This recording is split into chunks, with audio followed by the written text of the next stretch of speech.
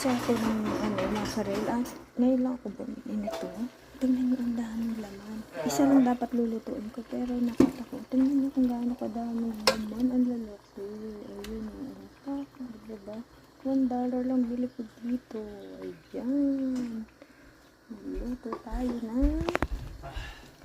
Ang lalaki oh. Oh my gosh. Dalawa na niluto ko kasi $1 lang yung bili ko. Ayan oh. Ang sarap. Oh my goodness. Diba? Sinigang na mackerel. Magsisigang tayo ng mackerel. Ang sarap. Ayan. Ah. Ayan yung tatak. Ayan. Tatandaan ko nga itong tatak na to. Maganda pala to. $1 lang bili ko dito. Saan ko ba ito nabili? Sa Mexican store yata. Chab mackerel. Ang daming laman. Ang lalaki oh. Ayan. Ayan, nilagyan. Ginisa natin sibuyas, kamatis, tsaka natin nilagay yan. Ayan eh. At ang fresh nating sitaw. Nilagyan natin ng fresh na mustasa. Lagyan pa natin ng sitaw. Mas masarap maraming sitaw.